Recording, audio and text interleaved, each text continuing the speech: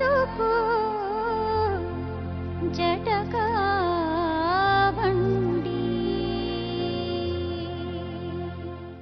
G ಕನ್ನಡದ ಸಮಸ್ತ ವೀಕ್ಷಕರಿಗೆ ನಿಮ್ಮ ಮಾಲವಿಕಾ ಮಾಡುವ ಪ್ರೀತಿಯ ನಮಸ್ಕಾರ.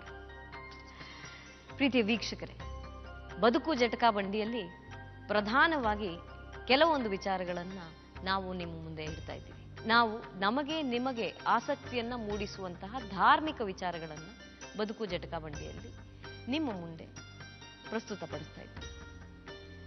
ಧಾರ್ಮಿಕ ವಿಚಾರ ಅಂತ ನಾನು ಹೇಳೋದು ಯಾತಕ್ಕಾಗಿ ಅಂದ್ರೆ, ಧರ್ಮ, ದೇವರು, ದೇವಸ್ಥಾನ, ಮಠಗಳು ಇವು ಬಹಳ ದೊಡ್ಡ ಪರಿಣಾಮವನ್ನ ನಮ್ಮ ಬದುಕಿನಲ್ಲಿ, ನಮ್ಮ ಸಾಮಾಜಿಕ ಜೀವನದಲ್ಲಿ ಬೀರ್ತವೆ. ಬೆಂಗಳೂರಿನ ಹತ್ತಿರದ ಬಿಡದಿ ಧ್ಯಾನಪೀಠದ ಪರಮಹಂಸ ನಿತ್ಯಾನಂದರ ವಿಚಾರ ಬೆಳಕಿಗೆ ಬಂದಿದ್ದು ಪ್ರಾಯಶಃ ಅವರ ಧಾರ್ಮಿಕ ಚಿಂತನೆಗಳು, ಅವರ ಹಿತವಚನಗಳು, ಅವರು ಮಾಡ್ತಾ ಇರುವಂತಹ ಧಾರ್ಮಿಕ ಕೆಲಸಗಳು, ಅವರ ಮಠ ಇವೆಲ್ಲದರಿಂದ ಜಾಸ್ತಿಯಾಗಿ ಅವರು ಬೆಳಕಿಗೆ ಬಂದ ಕಾರಣ ಮಾರ್ಚ್ 3ನೇ ತಾರೀಕು 2010ರಂದು ಒಂದು ಖಾಸಗಿ ವಾಹಿನಿಯಲ್ಲಿ ಹೊರಬಂದಂತಹ ವಿಡಿಯೋಯಿಂದ. ಅದಾದ ಮೇಲೆ ಅಲ್ಲೋಲ ಕಲ್ಲೋಲವೇ ಆಯಿತು. ಏನಾಯಿತು ಒಂದು ತುಣುಕನ್ನು ನೋಡೋಣ, ಅದಾದ ಮೇಲೆ ನಾವು ಮಾತಾಡೋಣ. ಮಾರ್ಚ್ 2 ಮಂಗಳವಾರ 2010 ಪರಮಹಂಸ ನಿತ್ಯಾನಂದ ಪಾಲಿಗೆ ಅಮಂಗಳಕರವಾದ ದುರ್ದಿನ.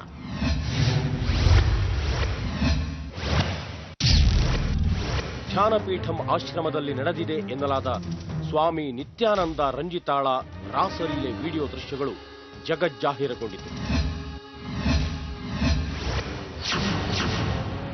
ಕಾಮಲೀಲೆ ಸ್ವಾಮಿ ಎಂಬ ಅಪಕೀರ್ತಿಯು ನಿತ್ಯಾನಂದರ ಹಣೆಪಟ್ಟಿಯಾಯಿತು.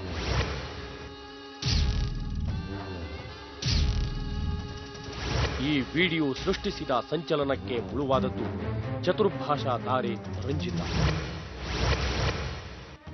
ಈ ಹಸಿ ಬಿಸಿ ವಿಡಿಯೋ ದೃಶ್ಯಗಳ ಪ್ರಸಾರ ನೋಡಿ ನಟಿ ರಂಜಿತಾ ಹಾರಿದ್ದು ಅಮೆರಿಕಾಗೆ. ಇಷ್ಟಕ್ಕೂ ಈ ವಿಡಿಯೋ ದೃಶ್ಯ ಬಯಲಾಗಿದ್ದು ಹೇಗೆ? ಇದರ ಹಿಂದೆ ಯಾರಿದ್ದಾರೆ? ರಾಸಲೀಲೆ ಹಗರಣದ ನಂತರ ಕಣ್ಮರೆಯಾಗಿದ್ದ ನಿತ್ಯಾನಂದ ಸ್ವಾಮಿಯನ್ನ ಹಿಮಾಚಲ ಪ್ರದೇಶದಲ್ಲಿ ಪೊಲೀಸರು ಅರೆಸ್ಟ್ ಮಾಡಿದರು. ನಿತ್ಯಾನಂದ ಸ್ವಾಮೀಜಿ ಮಾಧ್ಯಮದವರನ್ನ ಭೇಟಿ ಮಾಡಿ ಪ್ರಕರಣದಲ್ಲಿ ವಿನಾಕಾರಣ ರಂಜಿತಾ ಹೆಸರು ಸೇರ್ಕೊಂಡಿದ್ದಕ್ಕೆ ಆಕ್ಷೇಪ ಎತ್ತಿ ಲೆನಿನ್ ಮೇಲೆ ಕೆಂಡ ಕಾರಿದರು. ರಾಸಲೀಲೆ ಕಳಂಕ ಹೊತ್ತು ಊರೂರು ಸುತ್ತಾಡಿದ ಮೇಲೆ ಜೂನ್ 2010ರಂದು ಬೆಂಗಳೂರಿಗೆ ಬಂದ ನಟಿ ರಂಜಿತಾ ಸುದ್ದಿಗೋಷ್ಠಿಯಲ್ಲಿ ಸ್ಪಷ್ಟೀಕರಣ ನೀಡಿದರು. When I'm threatened with arrest and when there are bigger powers at play and I do not know how to handle them, basically I'm a very ordinary person who minds her own business, who goes to work, comes back home. That's it. That's my limitation of society. I do not have a father who is a chief minister. I do not have a father a backing of a powerful political group to take on people who have that kind of an agenda and that kind of missionary. ಆ ವಿಡಿಯೋದಲ್ಲಿ ಕಾಣಿಸಿದ್ದು ನಾನಲ್ಲ, ಖಂಡಿತವಾಗಿ ಹೇಳ್ತೀನಿ, ಅದು ನಾನಲ್ಲ. ಇದೆಲ್ಲ Lenin black mail ತಂತ್ರ ಎಂದು ಆರೋಪಿಸಿದರು. I am not the person in the video. I have registered a complaint against Mr. Lenin, and it took me some time to take the courage. I agree, but I've decided I'm tired of being hounded, being bullied, being threatened, and frightened for something that I'm not responsible for. If someone has a problem with an ex-person or with Swami Nityananda or Nityananda Dhyanapitham, do not hide behind a woman's skirt. Have the guts to stand up to him. ಇಷ್ಟೆಲ್ಲ ರಾದ್ಧಾಂತವಾದರೂ ಈ ತನಕ ಉತ್ತರ ಸಿಗದ ಪ್ರಶ್ನೆಗಳು ಹಲವಾರು. ರಾಸಲೀಲೆ video ನಿಜಾನ ಅಲ್ವಾ? ನಿಜವಾಗಿಯೂ ಸ್ವಾಮೀಜಿ ರಾಸಲೀಲೆ ನಡೆಸಿದ್ರ? ವಿಡಿಯೋದಲ್ಲಿರುವ ಯುವತಿ ರಂಜಿತಾನ? ಲೆನಿನ್ ಮೇಲೆ ರಂಜಿತಾ ಮಾಡಿದ ಆರೋಪದಲ್ಲಿ ಎಷ್ಟು ಸತ್ಯಾಂಶವಿದೆ? ಈ ರಾಸಲೀಲೆ ಹಗರಣದ ಹಿಂದೆ ಗಟ್ಟಿ ಕುಳಗಳ ಕೈವಾಡ ಇದೆಯಾ? ಇದರಿಂದ ಲಕ್ಷಾಂತರ ಭಕ್ತರ ನಂಬಿಕೆ ನಾಶವಾಗಿದೆಯಾ ಅನ್ನೋದನ್ನು ನೋಡೋಣ ಇಂದಿನ ಸಂಚಿಕೆಯಲ್ಲಿ. ಇದೀಗ ಈ ಇಡೀ ಪ್ರಕರಣದ ಕೇಂದ್ರ ಬಿಂದುವಾಗಿರುವಂತಹ ಪರಮಹಂಸ ನಿತ್ಯಾನಂದರು ಇವರು ಯಾರು? ಇವರ ಧ್ಯಾನಪೀಠ ಎಲ್ಲಿದೆ? ಬಿಡದಿಯಲ್ಲಿದೆ ಅಂತ ನಮ್ಮೆಲ್ಲರಿಗೂ ಗೊತ್ತು. ಆದರೆ ಧ್ಯಾನಪೀಠದಲ್ಲಿ ನಡೆಯುವಂತಹ ಚಟುವಟಿಕೆಗಳೇನು? ಧ್ಯಾನಪೀಠ ಈ ಹಿಂದೆ ಏನು ಮಾಡ್ತಾ ಇತ್ತು? ಸುಮಾರು 7-8 ವರ್ಷಗಳಿಂದ ಈ ಮಠದ ಸ್ಥಾಪನೆ ಆಗಿದೆ. ಅಂದ ಮೇಲೆ 7-8 ವರ್ಷಗಳಿಂದ ಈ ಮಠದಲ್ಲಿ ನಡೀತಾ ಇದ್ದಿದ್ದೇನು? ಇದನ್ನ ತಿಳಿಯೋಣ ಬನ್ನಿ.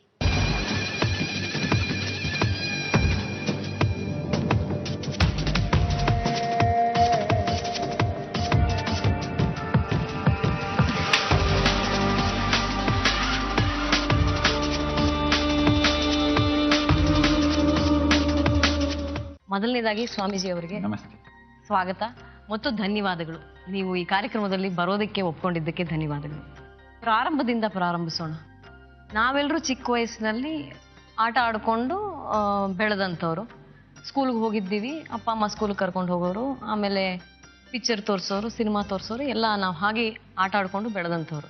ಆದರೆ ನಿಮ್ಮ ಬಾಲ್ಯ ಹಾಗಿರಲಿಲ್ಲ, ವ್ಯತ್ಯಾಸವಾಗಿತ್ತು. ಯಾವ ರೀತಿ ಬಾಲ್ಯವಾಗಿತ್ತು? So basically I was born in ನಾನು ತಿರುವಣ್ಣಾಮಲೈನಲ್ಲಿ ಜನಿಸಿದ್ದು. ಆಧ್ಯಾತ್ಮಿಕ ತಳಹದಿ ಇದ್ದಂಥ ಸ್ಥಳ. place of Siddhas, enlightened masters, rishis. ಆ ಸ್ಥಳದ ವೈಬ್ರೇಷನ್ ನನ್ನನ್ನ ಆಧ್ಯಾತ್ಮಿಕ ಚಿಂತನೆಯತ್ತ ತಳ್ಳಿತು. ಆಧ್ಯಾತ್ಮಿಕ ಚಿಂತನೆ, ಆಧ್ಯಾತ್ಮಿಕ ತತ್ವಗಳು ಇದು ನನ್ನ ಚಿಕ್ಕ ವಯಸ್ಸಿನಲ್ಲೇ ಪ್ರಭಾವ ಬೀರಿದ್ರೆ ಕೊನೆಗೆ ಅದೇ ನನ್ನ ಜೀವನವನ್ನೇ ರೂಪಿಸಿತು. ನನ್ನ ಚಿಕ್ಕ ವಯಸ್ಸಿನಲ್ಲಿ ಈ ಎಲ್ಲಾ ಸಾಧುಗುರುಗಳು ನನ್ನ ಮೇಲೆ ಪ್ರಭಾವ ಬೀರಿದ್ರು. My energy. ಸಹಜವಾಗಿ ನನ್ನ ಆಸಕ್ತಿಗಳು, ನನ್ನ ಎನರ್ಜಿ, ಬುದ್ಧಿಮತ್ತೆ ಎಲ್ಲವೂ ಅದರ ಕಡೆಗೆ ತಿರುಗಿತು. ನಾನಿನ್ನೂ ಹೆಚ್ಚಿನ ಸಮಯವನ್ನ ಅವರ ಜೊತೆ ಕಳೆಯತೊಡಗಿದೆ. ವಿಷಯಗಳ ಬಗ್ಗೆ ಅಧ್ಯಯನ ಪ್ರಾರಂಭಿಸಿದೆ. ಇವೆಲ್ಲವೂ ಸಹಜವಾಗಿ ನನ್ನಲ್ಲಿ ಆಳವಾದ ಆಸಕ್ತಿಯನ್ನ ಉಂಟು ಮಾಡಿತು. In me about spirituality. ಯಾವ ವಯಸ್ಸಿನಲ್ಲಿ ಸ್ವಾಮೀಜಿ ಇದು? ನೆನಪಿದೆಯಾ I ನಿಮಗೆ? can say that ನಾನು ನನ್ನನ್ನ ತಿಳ್ಕೊಂಡಾಗಿನಿಂದ ಇದು ಪ್ರಾರಂಭವಾಯಿತು. ನನ್ನ ಬಗ್ಗೆ ಅರಿವಾದಾಗ ಎಂದು ಹೇಳಬಹುದು. ಈ ಎಲ್ಲರಿಂದ ಸ್ಫೂರ್ತಿಗೊಂಡೆ.